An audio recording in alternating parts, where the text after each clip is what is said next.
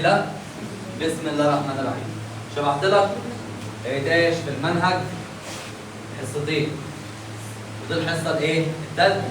احنا كل ده في الدرس الاولاني في حساب المثلثات.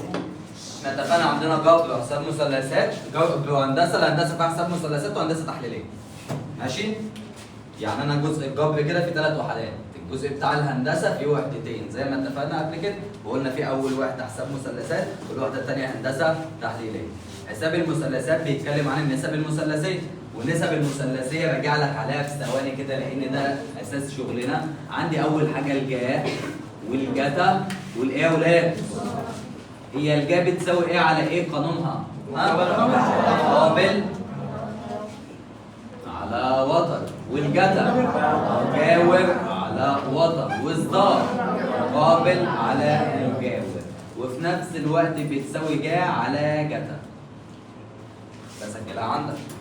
يبقى الجا بتساوي مقابل على وتر، الجتا مجاور على وتر، والصدار مقابل على مجاور، او في نفس الوقت جا على جتا. صح ولا مش صح؟ طب يا عم تعالى اما اديك مثلث بالمره عشان الناس اللي لسه حاضره اول حصه معايا حالا يبقى برضه فاهمه الكلام وماشيه، مع ان لازم تشوف اول فيديوهين، لازم تشوف اول فيديوهين في الجروب من نازلين، تمام؟ فيديوهين نازلين لازم تشوفهم بالترتيب. لو انا قلت لك ادي الف ب ج، تمام؟ وقلت لك ان الضلع ده ب3 والضلع ده ب4، اكيد هتجيب الضلع الثالث بايه؟ بفيثاغورس. لو انت عايز تجيب الوتر الكبير تحت الجذر بتربع وتجمع، يبقى جذر 3 تربيع زائد 4 تربيع يطلع بكام؟ 5. طب لو الوتر موجود والضلع ده وعايز الضلع ده تحت الجذر تربع وتطرح، يبقى لو انت عايز تجيب الوتر الكبير تحت الجذر تربع تجمع. طب لو عايز تجيب ضلع من ضلعي القايمه الصغيرين تحت الجذر تربع وتطرح. ماشي يا مستر؟ لو انا عايز اجيب جا زاويه الجيم، جتا زاويه الجيم، ظا زاويه الجيم برضه. يلا. الجا زي ما اتفقنا بتساوي ايه على ايه يا حنين؟ مقابل على وتر، فانا واقف عند زاويه الجيم ايه يا حبيبه؟ كده كده ده اسمه الوتر. عرفت منين يا مستر؟ لان احنا اتفقنا ان ضلعي القايمه جايين كده والوتر اللي تقفل عليهم، صح ولا مش صح؟ فده اسمه وتر مش هيتغير. المقابل والمجاور بيتغير على حسب وقفتك. لو انا واقف كده يبقى اللي قدامي ده اسمه ايه؟ مقابل، واللي جنبي ده اسمه ايه؟ مجاور. طب لو انا واقف كده يبقى ده اللي مقابل وده اللي ايه؟ مجاور. اتفقنا؟ فانا واقف عند زاويه الجيم دلوقتي، والجا بتساوي مقابل على وتر يا عمران، يبقى المقابل ليك بكام؟ 3 على الوتر، الوتر كده كده بتاش بكام؟ ب5، يبقى ناتج كام يا حبيبه؟ 3 على 5، صح يا بسمله؟ طب يا مروان هات لي جتا جيم، هي الجتا بتساوي ايه على ايه؟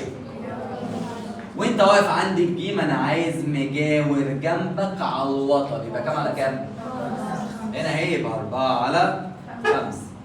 قول يا محمد عايز ظا جيم، ظا جيم، واقف عند زاويه الجيم، والظا بتساوي ايه على ايه؟ مقابل على مجاور، مقابل على مجاور، يبقى كام على كام؟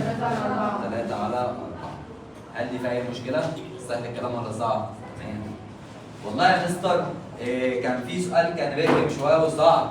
هو ما كانش صعب ولا حاجه، بس احنا قلنا لو انا حابب اجيب زاويه الجيم اوجد قياس زاويه الجيم. لازم ايه يا ولاد؟ لازم نسبقها يا نجوى بجا او جتا او ظا. تحب يا نجوى تسبقيها بجا او جتا ولا ظا؟ اللي انت عايزاه. بجد يلا هنقول له جتا جيم بتساوي، بس الجتا بتساوي ايه على ايه؟ مجاور على وتر، المجاور كام يا نجوى؟ على الوتر كام؟ يبقى 4 على 5، ونستخدم الزرار ايه بقى عشان نجيب زاويه الجيم؟ شيف، صح يا سجا؟ كنت بقول له ايه بقى؟ شيف. جتا اللي هي ايه؟ كوزاين، ما احنا قلنا ساين كوزاين تان اللي هي جتا ظا. شيفت كوزاين 4 على 5 يساوي، واضغط على زرار الواو. اذا قياس زاويه الجيم بتساوي درجات دقائق ثواني. يلا اعمل لي دي بالاله الحاسبه وقول لي درجات دقائق ثواني بكام؟ ده المجال اللي انت كنت عايزها كام درجه؟ 36 درجه 52 دقيقه، صح؟ 11 63 ثانيه. يبقى انا كده جبت له كل حاجه. ده ملخص اللي احنا قلناه في الحصه الاولى والحصه الثانيه اللي هم الجا والجتا والظا. لازم تذاكر الفيديوهين بتاعهم كويس. طب لو انا كنت حاضر الحصه لازم تراجع عليهم تاني. طول ما مستواك عايزه يتقدم لازم تفضل تراجع. اتفقنا؟ اراجع الحصه الاولى، اراجع الحصه الثانيه، الفيديوهين موجودين وموجودين تصوير من الحصه نفسها زي ما بنصور دلوقتي كده. يبقى انت لازم تذاكر الكلام ده كويس وتراجع على طول. ما تسيبش حصه والثانيه. يبقى الدرس الاولاني ممكن اقوله كله في حصه. بس انا مشيت الحصه الاولى سهله. الحصه اللي بعدها سهله جدا. صح ولا مش صح؟ الحصه الثالثه دي بقى افكار الدرس. فالمسائل هتكون صعبه شويه. فالناس اللي حاضره النهارده اول حصه ده الملخص اللي فات بتاع الحصتين لازم تذاكره. وبعد ما تذاكر الحصتين يبقى ذاكر الحصه الثالثه دي ان شاء الله من الفيديو برضه. طب انت حاضر معايا النهارده هيبقى مستواك نص ونص لان اول مسائل صعبه. بس هتبقى فاهم برضه. بس مش هتبقى بنفس ما تكون محضر الحصه الاولى والثانيه وبعدين تاخد الثالثه. اتفقنا؟ اتفقنا؟ نسمي الله. بسم الله الرحمن الرحيم. تعال نبدا بقى في المسائل مع بعض ونشيل ده كده ونشوف اول مساله. كل مساله فيها فكره. فيها تريكات صغيره كده. هتظبط التريكايه وتحل. حلك العادي خالص خالص. اتفقنا؟ اتفقنا. بص يا عم محمد. اول مساله نسمي الله كده. بسم الله الرحمن الرحيم. بص يا مستر. مثلث قائم نازل منه ايه؟ عمود. مثلث قائم نازل منه ايه؟ عمود. هو بس مش يعني شكله مش مظبوط شويه بس مش مشكله هنشتغل عليه. تمام؟ مثلث قائم نازل منه ايه؟ عمود. بس مش عاجبني انا عادي. معلش هتلاقي احنا بس جابته كده يلا. طلع ده بثلاثة، طلع ده بأربعة، ده مثلث ماله يا ولاد؟ قائم. ونازل منه ايه؟ عمود. فهو ده مش ده ألف ب ج ودي نقطة ب. ده مثلث قدامه. مثلث قائم نازل منه عمود. والله يا مستر انت قلت لنا قبل كده في ثانية إعدادي ولحد دلوقتي برضه بنقول نفس الكلام. أول ما بتلاقي مثلث قائم نازل منه عمود اعرف إن أنت تشتغل بإيه؟ بإقليدس. وقوانين إقليدس 4 قوانين هكتبهم لك بعد كده. أنا حالا مش هشتغل بإقليدس، هشتغل لك بفكرة بسيطة تانية كده تظبط لك الدنيا من غير ما نجيب بقية الأربعة. تمام ولا مش تمام؟ تمام. تعال اول كده. هو انت اول ما بتلاقي مثلث قائم معلوم فيه ضلعين بجيب الضلع الايه؟ الثالث عن طريق ايه؟ فيثاغورس. صح ولا مش صح؟ الضلع الثالث اللي انا عايز اجيبه عباره عن ضلع صغير من ضلعي القايمه ولا الوتر الكبير؟ الوتر الكبير. يبقى تحت الجذر اربع وايه؟ واجمع. تحت الجذر اربع وايه؟ واجمع. عايز تقول له بما ان الزاويه دي ب 90 اذا الوتر الكبير اللي هو ب ج تحت الجذر نربع ونجمع. الضلع ده بكام يا سجا؟ 3. والضلع ده بكام يا نجوى؟ ب4. بالآلة الحاسبة هيطلع لك بكام؟ 5 سم. يبقى هنسطر الضلع اللي تحت ده كله طلع بكام؟ ب5. اتفقنا؟ اتفقنا. ممكن اشتغل بإقليدس واجيب الضلع ده واجيب الضلع ده واجيب الضلع ده. بس طويلة شوية. أنا هقول لك على فكرة تانية سهلة. هقول لك زوايا ايه بيساووا بعض وفي اخر المساله اقول لك هما ليه بيساووا بعض. ماشي؟ بص كده معايا. في المثلث ده في زاويتين فوق ولا لا؟ شايفهم؟ هعمل لك واحده باللون الازرق اهي دايره وواحده اكس باللون الاحمر. شايف الزاويتين الحلوين اللي فوق دول؟ اللي على اليمين بتساوي اللي تحت على الشمال. يعني يا مستر الزاويه اللي بالازرق دايره دي قد زاويه الجيم بالظبط. يعني الاثنين قد ايه؟ قد بعض. تمام ولا مش تمام؟ والزاويه اللي هنا ده ايه؟ الاكس اللي بالاحمر ده ايه؟ قد الزاويه دي بالظبط. يبقى الاثنين دول قد بعض. يبقى الازرق بيساوي الازرق والاحمر بيساوي الاحمر. يبقى اللي على اليمين يساوي الشمال هنا. واللي على الشمال يساوي اللي على اليمين هنا. طب ما تقول لنا لا يا مستر بالمره كده. يبقى الطالب المتوسط والعادي يعرف الفكره دي على طول، يعرف ان دي قد دي ويعرف ان دي قد دي. طب هي ليه قد بعض؟ تعال نقولها كده مع بعض. هي الزاويه اللي فوق دي كلها على بعض، الاثنين على بعض بكام يا شباب؟ مجموعهم كام؟ يعني اللي بالاحمر يا جنى زائد اللي بالازرق دي مجموعهم بكام؟ طب اللي بالاحمر زائد اللي بالازرق دي مجموعهم بكام؟ ب 90 برضه، لان الزاويه دي ب 90. مثلث فيه زاويه ب 90 يبقى اكيد مجموع الزاويتين التانيين برضه بكام؟ عشان المثلث كله ب 180. يبقى تاني مثلث فيه زاويه ب 90 يبقى اكيد مجموع الاثنين التانيين بكام؟ ب 90. يبقى تاني الاحمر زائد اللي بالازرق مجموعها كام؟ طب الاحمر زائد اللي بالازرق مجموعها كام؟ معنى كده ان الاثنين اللي بالازرق دول قد ايه؟ قد بعض. طب الناحيه الثانيه الزاويه اللي بالازرق زائد اللي بالاحمر مجموعهم كام؟ والزاويه اللي بالازرق زائد اللي بالاحمر مجموعهم كام؟ يبقى الاثنين دول قد ايه؟ قد بعض. يبقى من الاخر الزاويه اللي على اليمين بتساوي اللي تحت على الشمال، الزاويه اللي على الشمال بتساوي اللي تحت على اليمين. اوعى تنساه في حساب المثلثات في مسائل المتفوقين. انا بقول لك الدرس بتاع النهارده ده الدرس الثالث يعني الحصه الثالثه في الدرس ده. فاعلى حصه فيه. اتفقنا؟ هناخد فيه افكار ايه؟ عاليه شويه. يبقى اول ما تلاقي مثلث قائم نازل منه عمود يبقى الزاويه اللي هنا بتساوي دي والزاويه اللي هنا بتساوي دي. ده فيها مشكله لحد دلوقتي؟ عندي ضلعين 3 و4 جبت التاني بالفلوس طلع بكام؟ تعال نشوف بقى هو طالب ايه؟ نبدا نحل. هو طلب مني ايه؟ طلب مني يا مستر هات جا زاويه ب ا د زائد جا زاويه ج ا د. صح ولا مش صح؟ ايه زاويه ب ا د؟ هو احنا قلنا الحصه اللي فاتت يا رويده ان الزاويه بتبقى عامله زي الايه؟ زي المقص. بتتقلب كام نقطه؟ 3 نقط. 1 2 3 ا ب ج. الزاويه بتبقى الحته اللي جوه. فاحنا هنمشي مع الثلاث نقط حالا. 1 2 3 تلاقيها عامله زي المقص. هو بيبقى عايز اللي جوه. اتفقنا؟ تعالى نمشي كده هو بين المقص ده عامل ازاي بس. يلا. عايز زاويه ايه؟ ب ا د. امشي كده ب ا د. ب ا د. شفت المقص ولا ما شفتوش؟ بيقفل على الزاويه دي، صح ولا مش صح؟ هو عايز جه الزاويه دي. بس الزاويه دي مسموقه كده وضيقه. هل في زاويه ثانيه بتساويها احلى؟ مين اللي بتساويها؟ مين اللي بيساويها؟ مين يا سجا؟ زاويه الجيم. اشمعنى؟ يا مستر ما انت لسه قايل ان الزاويه دي قد اللي تحت على الشمال. واللي على الشمال قد اللي تحت على ايه؟ على اليمين، صح ولا مش صح؟ يبقى انا عايز جا زاويه ب ا د يا نجوى. هل في زاويه ثانيه يا نجوى بتساوي ب ا د ممكن اشتغل عليها؟ اللي هي زاويه ايه يا نجوى؟ يبقى انا ممكن يا مستر الزاويه ده اهي اشيلها واكتب مكانها زاويه ايه؟ الجيم. يلا يا نجوى هاتي لي جا جيم. الجا بتساوي ايه على ايه يا نجوى؟ مقابل على ايه؟ يعني كام على كام؟ 3 على 5 ممتازين.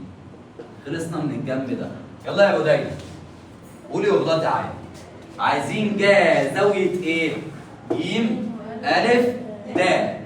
هتبقى عاملة برضه زي الايه؟ مقص. تعالى نمشي مع ج ا د. ج ا د. شفت المقص؟ يا مستر احنا عايزين الزاوية دي. هل في زاوية يا بداية بتساوي الاكس اللي بالاحمر دي حلوة نشتغل عليها؟ زاوية الب ممتازين. فأنا هشيل الزاوية دي وأكتب مكانها جا ب. والجا ب بتساوي إيه؟ جا مقابل على وتر يا بدينا. يبقى كام على كام؟ ممتاز. بالآلة الحاسبة 3 على 5 زائد 4 على 5 يديني كام على كام يا شباب؟ 7 على 5. يبقى المسألة دي خلصت. يعني التركاية اللي في المسألة كلها إن الزاوية اللي على اليمين تساوي اللي على الشمال، الزاوية اللي على الشمال بتساوي اللي على اليمين. وصلت؟ دي التركية بتاعت النهارده. اتفقنا؟ يبقى دي المسألة اللي احنا قلناها. يبقى انت حضرتك لازم تراجع الفيديو الأولاني والثاني وبعد كده تتفرج على الثالث تاني كده تذاكر. ماشي؟ الناس اللي حاضرة أول حصة بدأت في الشغل ده فلازم تذاكر الأولاني والثاني من الحصة نفسها وبعد كده تذاكر الثالث. اتفقنا؟ طب اللي ما كانش مذاكر قوي ونص نص هيعمل نفس الكلام. لازم يذاكر الاولاني والثاني وبعدين الثالث والا تبقى بتضحك على نفسك. موجوده في الجروب وانت خارجه خلي بالك هضيفك في الجروب وهنبعت لكم الفيديوهين دول تاني. اتفقنا؟ في مشكله يا شباب في الكلام ده؟ سهل ولا صعب؟ مع انها مسائل مستوى ايه؟ اعلى شويه. تعال نشوف الفكره اللي جنبها. احنا النهارده كلها افكار، ماشي؟ يلا الفكره اللي جنبها. مين عايز يحل؟ ها؟ مين؟ مين هيقول؟ هنمشي مع بعض. ماشي يلا قولي معايا اسمك ايه؟ قلت لي ايه؟ حسبي رحمة. يلا يا رحمه معايا. جاي بيقول لك ايه؟ ألف أنا بمشي مع المسألة سواء سهلة صعبة بحط خطواتي وربنا يكرمني بقى. ما اقعدش اقراها وخلاص على كده، اتفقنا؟ يعني ايه يا مستر بتقراها ازاي؟ يعني رقم اقرا كده ألف ب ج مثلث قائم الزاوية في ب. قمت جاي راسم بص كده بكل بساطة ألف ب ج مثلث قائم الزاوية فين؟ في ب. هل ده فيه مشكلة؟ طب تعالى نشوف هو طالب ايه تاني؟ المفروض يبقى فيه الأطوال، يبقى فيه ضلعين وأنا أجيب الضلع الإيه؟ التاني. هل في أطوال في المسألة؟ مفيش أطوال. طب أنا محتاج أجيب أطوال، يبقى أنا أكيد هشتغل على المعطى اللي هو مديهوني ده. قال لي إيه يا رحمة؟ 7 ظ أ ناقص 24 بيساوي كام؟ صفر. هتودي السالب 24 دي هناك بعكس؟ يبقى ايه اللي هيتبقى؟ 7 ظ أ بتساوي 24. يا عمران ما تكتبش وافهم احسن. تمام، همسحها واقولها تاني، ماشي؟ يا استاذ عمران عايزك ما تكتبش وتركز معايا. ماشي؟ الناس اللي عماله بتكتب وانا بشرح مش هستفاد حاجه وانت بتكتب. انا هقول ده تاني اهو. يلا يا سجا معايا. هو بيقول لي ايه في السؤال يا سجا؟ بس اقف لحد تاني. قمت راسم أ ب ج مثلث قائم الزاوية فين؟ في ب، صح الكلام؟ فيها مشكلة؟ شايفة النقطة اللي هو مدوني ده؟ أنا هكتبه تحت عشان أشتغل عليه. اللي هو مين يا سجا؟ 7 ظ أ ناقص 24 بيساوي كام؟ 6. خد بالك دي اطوال الاضلاع اللي انا هحتاجها حاجه. صح ولا مش صح؟ بس انا ببقى محتاج جا أ بتساوي كذا على كذا، جتا أ كذا على كذا، ظ أ كذا على كذا، صح ولا مش صح؟ يعني من الاخر انا محتاج الجا او جتا او ظ تكون واقفه لايه؟ لوحدها. مش عايز اي ارقام جنبها. فعشان كده اي جمع وطرح جنبها هوديه هناك بعكس الايه؟ الاشاره. فانا عايز اوقف الظ أ ده ايه لوحدها. فانا هاخد السالب 24 دي يا سجا واديها الناحيه ثانيه بعكس الايه؟ يعني ايه اللي هيتكتب دلوقتي؟ هيتكتب يا مستر 7 قول يا سجا ظ أ بتساوي كام؟ حلو الكلام؟ هل الظ أ واقفه لوحدها ولا لازق فيها 7؟ ما دام لازق فيها حاجه بقسم عليها في الطرفين. مين كده يا بشرى اللي لازق في الظ أ؟ 7. هقسم على ايه؟ على السبعه. يلا اقسمي هنا على السبعه وهنا على السبعه. صح ولا مش صح؟ يبقى ايه اللي اتبقى لك يا سجا؟ ظ أ بتساوي 24 على 7. حلو الكلام؟ هل في حاجة صعبة لحد دلوقتي؟ أنا جيت رسمت مثلث قائم وجبت المعطى اللي هو مديهوني ووقفت الظ أ لإيه؟ لوحدها. طب حد فاكر قانون الظ كان بيساوي إيه على إيه؟ مقابل على مجاور. يعني يا مستر لو رحت وقفت عند زاوية الألف هيبقى المقابل ليك بكام؟ لما تيجي نقف عند زاوية الألف المقابل ليك بكام يا حبيب قلبي؟ والمجاور ليك بكام؟ بقى معايا ضلعين أجيب الضلع الإيه؟ بإيه؟ جميل أوي. معايا؟ بسم الله. يلا بسم الله الرحمن الرحيم. تعال نجيب يلا ألف ج، أقوم قايل له إذا الألف ج بيساوي، الألف ج ده صغير ولا كبير؟ وطن ولا طلع صغير؟ يبقى تحت الجذر نربع نجمع جذر تربيع زائد كام تربيع زائد كام تربيع؟ 7 تربيع زائد كام؟ 24 تربيع. طلعت بكام يا محمد؟ 25. صح ولا مش صح؟ يبقى مستر دي طلعت ب 25. جميل قوي. بس خلاص دي التركات بتاعت المسألة. طلب ايه يا بسنت بعدها؟ عايز بقى واحد ها؟ يلا يا بسنت قولي طالب ايه؟ 1 ناقص ظ أ في ظ ج. يلا يا بسنت 1 ناقص هاتي لي ظ أ 24 على 7. مقابل على مجاور 24 على 7 في ظ ج مقابل على مجاور كم؟ 7. بالآلة الحاسبة كل ده طلع لك بكام؟ صفر. اعملي بالآلة الحاسبة. اتفقنا؟ سهلة ولا صعبة؟ محتاجة تتذاكر. محتاجة ايه؟ تتذاكر. تمام ولا مش تمام؟ تمام. اتفقنا؟ في مشكلة في الكلام ده؟ يبقى التركات اللي فاتت كانت ايه؟ إن الزاوية دي قد دي والزاوية دي قد دي. خلصت. طب التركات بتاعت المسألة دي ايه؟ إن أنا وديت دي هناك بعكس الإشارة قسمت على السبعة يبقى الظاهر مقابل على المجاور يبقى المقابل ليك ب 24 والمجاور ليك بكام يا عم سيد؟ 7 وجبت الضلع التاني. اتفقنا؟ اتفقنا. تعال نشوف السؤال رقم 3 هسيبكم تكتبوا بقى في الآخر ماشي عشان ما نفصلش عشان بس تركيزنا يفضل مع بعض. ودي عمرها خلاص؟ كله معايا؟ هسيبك في الاخر تصور عشان افكار كتيره نلحق نخلصها. ماشي؟ كله معايا؟ يلا يا جنى نسمي الله. معايا انجي؟ يلا يا جنى قري معايا. ألف ب ج مثلث قائم الزاوية في ب فقمت عامل ايه يا سيد؟ ادي يا مستر رسمت مثلث قائم. عود بقى نفسك تقرا المسألة واقف عند ايه؟ ادي ألف ب ج وقال قائم الزاويه في ب عشان كده حطيت الب هنا. لو قال قائم الزاويه في ج هحط الج هنا. فاذا كان هات لي بقى الحته الحلوه دي كده. جذر 2 ا ب بيساوي ا ج. وانت لازم تكون بتفهم وتعرف انت محتاج ايه عشان تعرف تدور عليه. مش انا عندي مثلث قائم لازم يكون في ضلعين عشان اجيب انا الضلع الايه؟ هل في اي اطوال موجوده؟ لو مفيش اطوال موجوده فلازم تشغل دماغك زي ما شغلنا هنا دماغنا في المساله واكيد الاطوال تبع السبعه والاربعه و20 اكيد هنا برضو الاطوال تبع جذر 2 والكام اللي هنا اللي مش مكتوب ده والواحد اللي مش مكتوب هنا صح ولا مش صح؟ يبقى دي هتكون الايه؟ الاطوال صح ولا لا؟ بس اعملها ازاي؟ هتاخد في ثالثه اعدادي برضو في الوحده الثانيه من الجبر درس اسمه النسبه والتناسب. في خاصية هنعملها علمها لك حاجة. تمام ولا مش تمام؟ اتعلم الخاصية اللي هقولها لك دي. الألف ب والضلع هنا اسمه إيه؟ ألف ج. هتقول له الضلع ده على الضلع ده ما ترجعش بإيدك فاضية يبقى بيساوي كام على كام؟ 1 على جذر 2 ما ترجعش بإيدك فاضية تاني. ألف ب على ألف ج بيساوي كام على كام؟ كله بقى يقول معايا ألف ب على ألف ج بيساوي كام على كام؟ طب لو قلت ألف ج على ألف ب يبقى بيساوي كام على كام؟ سواء دي أو دي، خلينا يلا هنا، ها؟ يلا يا عمران ألف ب على ألف ج، ألف ب على ألف ج هيساوي كام على كام؟ 1 على جذر 2. معنى كده إن الألف ب واخد كام جزء؟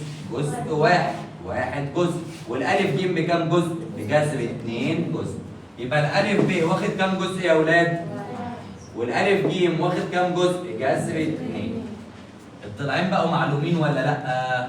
أجيب أنا الضلع التالت عن طريق إيه؟ بس هات لي يلا الب ج. ب ج ده وتر ولا ضلع عادي؟ ضلع من أضلاع القائمة يبقى تحت الجذر نربع ونطرح. الوتر الكبير بكام يا أولاد؟ بجذر 2. الضلع الصغير بكام يا مالك؟ 1. الإجابة طلعت بكام يا عم محمد؟ 1. بدأ مستر بوي. في مشكلة في الكلام ده؟ سهل الكلام ولا صعب؟ سهل الكلام ولا صعب؟ سهل. في أي مشكلة؟ في أي مشكلة في الكلام ده؟ تمام. لما خطيبتك شيل إيدك كده. شيل إيدك وتعالى. وأنا ضيقة أوي كنت عايز أخش نص أنت مش عارف تقول إيه طب؟ بص والله أيوه تعالى أنت على الكرسي. كمان مش عايزين حاجة نسمي الله نسمي الله بسم الله الرحمن الرحيم يلا. انا كده جبت الثلاث اضلاع صح ولا مش صح؟ يلا يا عم محمد اوجد النسب المثلثيه لزاويه الجيم يعني عايز جا جيم عايز جتا جيم عايز طا جيم صح ولا مش صح؟ صح. جا جيم والله يا مستر الجا بتساوي على ايه؟ مقابل على وتر كام على كام؟ 1 على جذر 2. عمران عايز جتا جيم مجاور على وتر كام على كام؟ يلا يا يوسف يا مدام صا جيم. الصا بتساوي ايه يا يوسف؟ مقابل على مجاور. انا مش هغششك بعد كده، لازم تبقى حافظ القوانين. ظا جيم مقابل على مجاور، يعني كام على كام؟ 1 على 1 اللي هي بكام؟ بواحد. دي فيها مشكلة؟ فيها مشكلة يا مالك؟ سهلة المسألة ولا صعبة؟ حلوة مفيش فيها مشاكل. اتفقنا؟ اتفقنا. نسمي الله ندخل اللي بعدها. بسم الله الرحمن الرحيم. سيب لي بتاعت شبه المنحرف دي آخر حاجة هقولها لأن دي أهم حاجة. ماشي؟ تعال ناخد دي الفكرة دي. وبعدين. بص حضرتك كده، الموضوع سهل خالص. جاب لي أ ب ج د أو أ ب د ج، هو اللي قال لي ورسمها لي كمان. أ ب د ج شبه منحرف. في أ ج بيوازي ب د، والضلع ده ب6 والضلع ده ب10. تمام ولا مش تمام؟ وعايز طول د ج. والله يا مستر أنا همشي المسألة خطوة خطوة. بص المثلث ده مثلث إيه؟ معلوم فيه كام ضلع؟ ضلعين. هروح اجيب الضلع الايه؟ اقول له بما ان الزاويه دي ب 90 اذا الالف ج بيساوي. تحت الجذر نربع. هو انت عايز ضلع ولا وتر؟ الوتر موجود اهو، عايز ضلع يبقى تحت الجذر نربع وايه؟ ونطرح. الوتر الكبير بكام يا سجا قدامك؟ والصغير الضلع الصغير ده بكام؟ 6. دي بالاله الحاسبه طلعت بكام يا محمد؟ 8 سم. صح ولا مش صح؟ يبقى مستر الضلع ده طلع ب 8. جميل. طب اعمل ايه بعد كده؟ هو انت شايف علامه ايه؟ توازي. من اولى اعدادي لو حاجه بتوازي حاجه وعندها حرف زد يبقى زاويتين قد بعض يا مالك بالايه؟ بالتبادل. انا عالم لك عليهم اهو. بص كده معايا. الالف ج يا مستر كله بقى معايا بيوازي مين يا مالك؟ ب د صح؟ والب ج ماله؟ قاطع لهم. ده حرف ايه يا سجا؟ حرف زد. يبقى الزاويتين اللي جوه دول مالهم؟ قد بعض بالتبادل. تعال نكتب. بما ان أ ج بيوازي ب د و ب ج قاطع لهما. إذا قياس زاوية أ ج ب بتساوي قياس زاوية ج ب د. يا محمد زاوية بتساوي الزاوية، يبقى أكيد الجا بتاعت دي قد الجا بتاعت دي، والجتا بتساوي الجتا، والظا بتساوي الظا، بس أنا هحتاج هنا في المسألة عشان أجيب المقابل عن الجا. فأنا أقول له يبقى ظا بتاعت الزاوية دي أهي بتساوي الظا بتاعت الزاوية دي. مش الزاويتين قد بعض يا سجا؟ صح يا حنين؟ يبقى الظا بتاعت دي قد الظا بتاعت دي. أقوم قايل له إذا ظا زاوية أ ج ب بتساوي ظا زاوية ج ب د. والظا بتساوي ايه على ايه؟ الظا بتساوي على ايه؟ مقابل على مجاور. فين أ ج ب؟ أ ج ب ده يا مستر. الظا بتساوي مقابل على مجاور، يبقى كام على كام؟ 6 على 8. ظا ج ب د، ج ب د اللي هي الزاوية دي. الظا بتساوي مقابل على المجاور. خد بالك المجاور جنبك اهو لأن ده الوضع. ماشي؟ مقابل اسمه ده الجيم يا مستر مش موجود لان هو طالبه اصلا. عن مجاور ليك يا سجا بكام؟ ب 10. بكام؟ ب 10. ونعمل ايه؟ مقص. د ج بيساوي مين اللي جه مع د ج في المقص؟ تنزل تحته فوق كام في كام؟ 6 في 10. طلعت بكام بالاله الحاسبه يا ولاد؟ 7 ونص. عندي فيها مشكله؟ فيها مشكله؟ سهله ولا صعبه؟ قبل ما ادخل في شبه المنحرف هديك بس مسألة فكرة كده سريعة على المستطيل.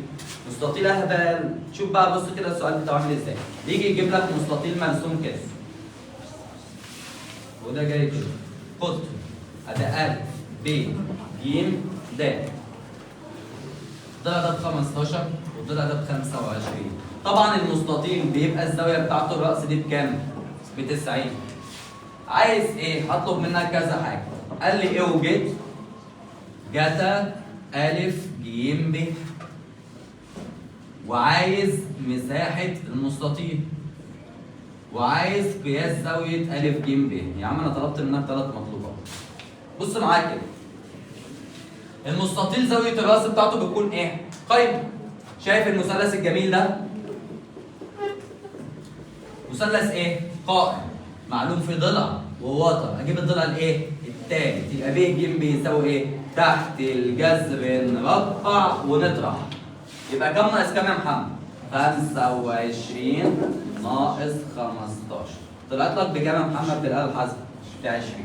يبقى الضلع ده بكام يا حنين؟ ب 20. ماشي. يبقى جتا أ ج ب بكام؟ يبقى جتا زاوية أ ج ب. فين أ ج ب ده يا مستر؟ أ ج ب أهي المقصة. الجتا بتساوي إيه يا عمران؟ مجاور على وتر. يبقى كام على كام؟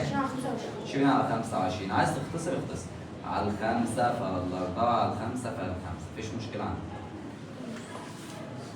عايز مساحة المستطيل بتساوي إيه يا محمد؟ مساحة المستطيل الطول في العرض. يبقى مساحة المستطيل بتساوي الايه في الايه؟ طول في العرض. اضرب البعدين في بعض. اضرب ال 15 في ال 20. بكام؟ ب 300 سنتيمتر ايه؟ مربع. اتفقنا؟ طب عايزين قياس زاوية أ ج ب. ما احنا قلنا لسه جايبينها من شوية. هتسبقها بجا أو جتا أو ظا، وبعد كده بقى تقول له شيفت جا أو شيفت جتا أو شيفت ظا على حسب اللي أنت عايزه. دي فيها مشكلة؟ دي فيها مشاكل؟ دي المسألة بتاعت المستطيل. تمام ولا مش تمام؟ تمام. ممكن تصور لي دي صورة بسرعة عشان أمسحها وأدخل في شبه المنحرف. صورة بس بسيطة كده بسرعة. تمام؟ صورة يلا بسرعة. إيه؟ لا ما أنا السبورة كلها أنا هصورها لك وأنزلها لك، بس دي عشان همسحها. طب صوري دي بس الأول. ماشي؟ التانية في آخر الحصة أسيب لك السبورة تصوريها.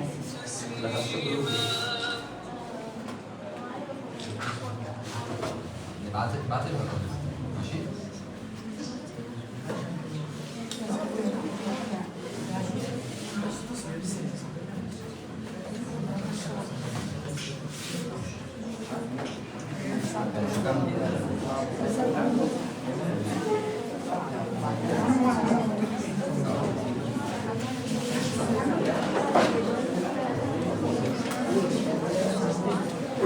هقول الفكره دي في دقيقتين بسرعه. بصوا معايا كده.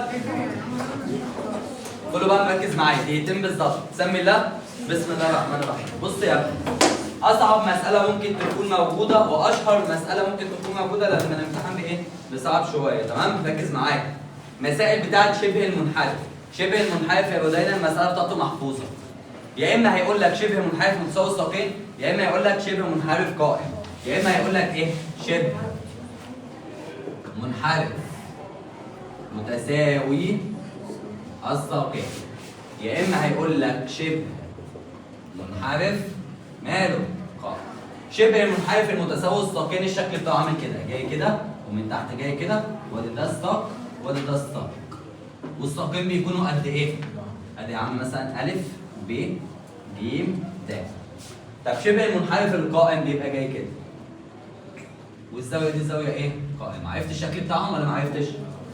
لو قال لك شبه منحرف متساوي الساقين هترسم الشكل ده. قال لك شبه منحرف قائم هترسم الشكل ده. في مشكله في الكلام ده؟ العمل اللي انت هتعمله في المساله عشان تظبطه، هتنزل من هنا عمود وليكن ا واو، هتقول له هنرسم ا واو عمودي على ب ج، وتنزل من هنا عمود وليكن اسمه د ه، تقول له د ه عمودي على ب ج، وتبدا تحل المساله زي ما اقول لك حاجه. طب لو قال لك شبه منحرف قائم هتنزل من هنا عمود واحد بس وليكن د ه، وتبدا ان انت تحل، لان ساعتها الضلع ده هيكون قد الضلع ده، والضلع ده هيكون قد الضلع ده، الضلع ده هيكون قد الضلع ده، وتبدا ان انت تحل. تعال نشوف دي بسرعه. شبه منحرف متساوي الساقين، قمت جاي كده وكده وكده زي ما اتفقنا. ده المستر محفظهاني، انا فهمتها وحفظتها. شبه منحرف متساوي الساقين هرسم الرسمه دي يا محمد. شبه منحرف قائم هرسم الرسمه دي. ماشي. بعد ما رسمت الرسمه دي يا مستر قال لك ان الالف ده بيوازن ب ج، هو انت عشان تحل المساله دي لازم تعمل ايه؟ عمل. هنا تنزل 2 صح ولا مش صح؟ اعمل عمل يا سجا، انزل ا د دي د خلاص خليها هيك. ا ه عمودي على ب ج، ومن الناحيه الثانيه د واو عمودي على ب ج. يبقى هنعمل عمل في المساله يا ندى. نرسم ا ه عمودي على مين يا ولاد؟ ونرسم د واو عمودي على مين؟ خلاص انا خلصت المساله. ابدا ان انا احل ازاي يا مستر؟ مش ده عمودي وده عمودي وده بيوازي ده اللي هو مين بيوازي مين؟ ألف د بيوازي ه واو. الشكل اللي جوه ده ساعتها هيبقى مستطيل. إذا الشكل ألف ه واو د مستطيل. محفوظة. لو جات لك والله تكتب نفس الكلام محفوظة. هتنزل العمل تنزل العمل وتقوم قايل له ده عمود على ده وده عمود على ده وده بيوازي ده، يبقى الشكل ده ماله؟ مستطيل. تعال نحط الأطوال بتاعتنا. هو قال لك إن الألف ده بكام؟ ولكن الالف ب بكام؟ ما هي كده الالف ب ب5 يبقى ده الجيم قده ب5 لانه متساوي الساقين. ولكن القاعده كلها بكام؟ بص بقى الحاجه اللي انت هتعملها. مش شكل مستطيل. نجوى الضلع ده بكام يا نجوى؟ يبقى ده بكام برضه؟ يبقى قده بكام؟ طب هو اللي تحت ده كله بكام؟ شيل منهم 4 يبقى لك كام؟ 8 على الحتتين، يبقى كل حته فيهم بكام؟ 4. ما المثلثين دول قد بعض بطبقين، فدي ب4 يبقى دي برضه بكام؟ ب4. مفهوم الكلام ولا مش مفهوم؟ يبقى انا كده جبت اطوال الاربعه. طب يا مستر الوتر ب5 والضلع ده ب4، دي في الثوابت هتطلع كام؟ يبقى ا ه ب في الثوابت تحت الجذر نربع ونطرح 5 تربيع ناقص 4 تربيع يطلع الضلع بكام؟ ب3. وبعد كده تجيب اي حاجه انت عايزها. يعني يا مستر هو عايز 5 في صا ب. الصا بتساوي ايه يا محمد بسرعه كده؟ مقابل على المجاور، يبقى كام على كام؟ في جتا ج مجاور على وتر، كام على كام؟ على جا تربيع، فتحت قوس تربيع جا ج مقابل هي كده كده 3 على وتر، يبقى كام على كام؟ زائد جتا ب مجاور على وتر، يبقى كام على كام؟ 4 على 5. هتعمل دي كلها بالآلة الحاسبة. تمام كده؟ تقريبا هيطلع لك ب3. فهمنا؟ لو قال لي شبه منحرف مساوي الساقين بعمل ايه؟ طب شبه منحرف قائم، لو شبه منحرف قائم هو مثلا على طول كده في ثواني اهو، بس كده في ثواني اهو. قال لك ا ب ج د، ادي ا ب ج د، بص طبعا انا همشيكم اهو. قائم الزاويه في ب، قائم الزاويه في ب، ا د بيوازي ب ج اهو يا مستر. محمد ركز معايا بسرعه. الالف ب بكام؟ 3. سجل ب ج كلها بكام؟ الالف د بس بكام؟ ب6. فين العمل اللي احنا هنعمله يا سجل؟ قلناه هننزل د واو عمودي. هو طلع ده بكام يا سجل؟ يبقى الحته دي بكام؟ وهي كلها ب10، يبقى الحته دي بكام؟ وطلع ده بكام؟ يبقى دي برضه بكام؟ وده في صفات يطلع بكام؟ وتجيب اللي انت عايزه. محفوظه. اتفقنا؟ معلش لو قلت عليكم النهارده واخرتكم دقيقتين كده، بس انت عاوز الحصه الجايه تاخدوا بالك. اتفقنا؟ بس يا محمد. الواجب بتاعنا اهو. صفحه 104.